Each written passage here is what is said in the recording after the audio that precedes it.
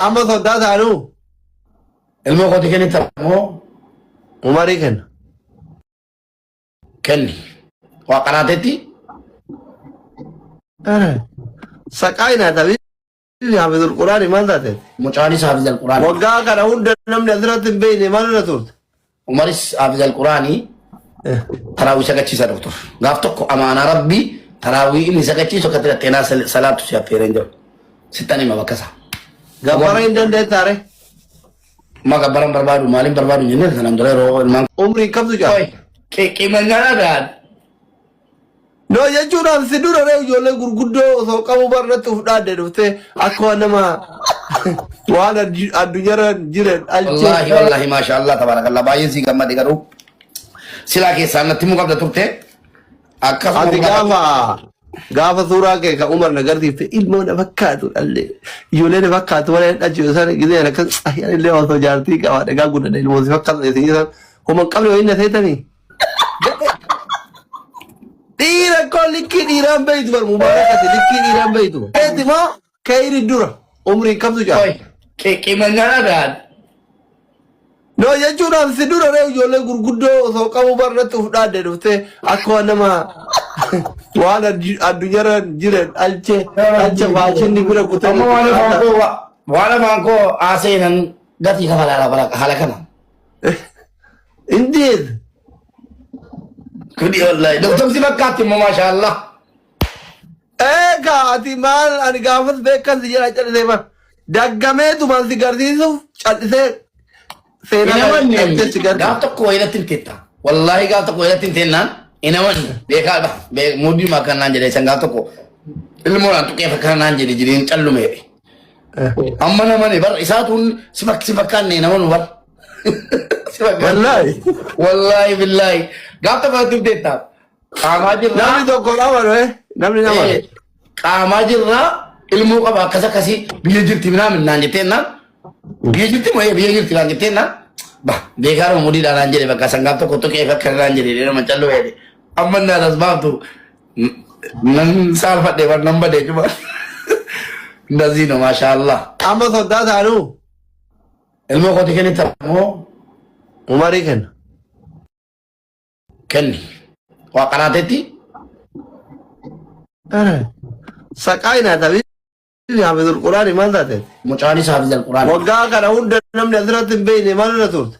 umaris haafizal quraanii taraawii sagachiisa doktor gaaf tokko amaanaa rabbii taraawii inni sagachiisu akka xilatteenaa salaatu si affeereen jiru sittan hima bakka isaa Gabbara hin dandeettaare?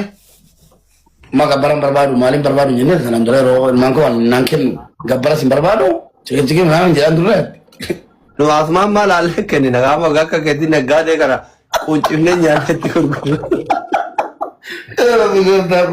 maal ati kun ijjene malee Ayirno indamattuno akka xabaayii abbaasitti deeman.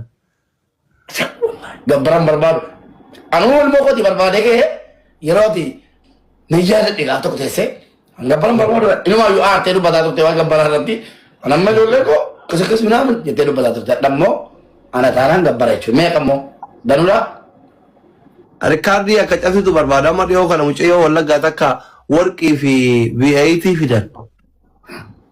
Xiyyaara dhuunfaa fidee ka fuudhu barbaada. Rikaardii cabsuu qabdi.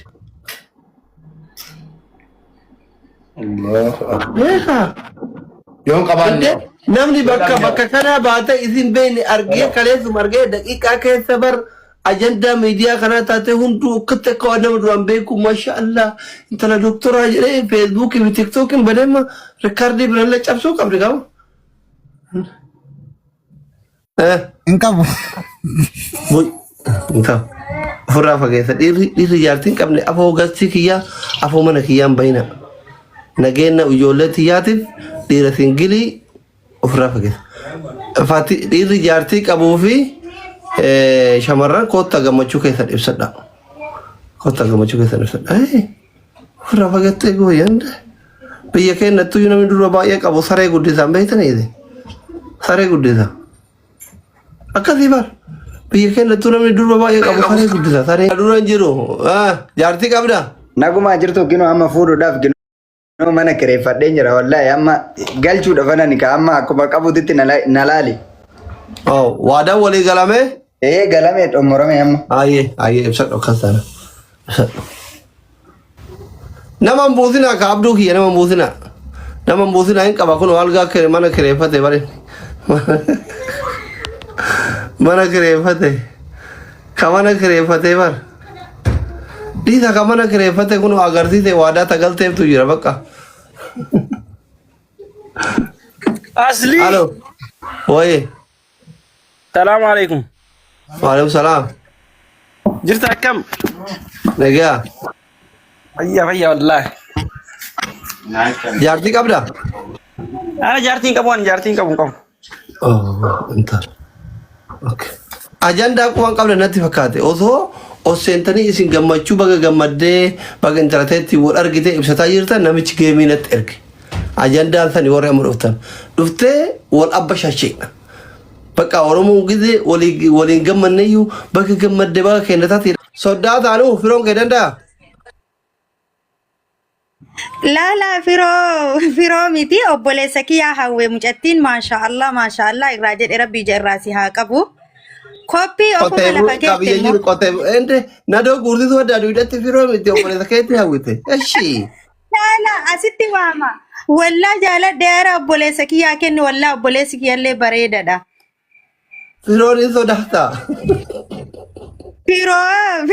Firoonis.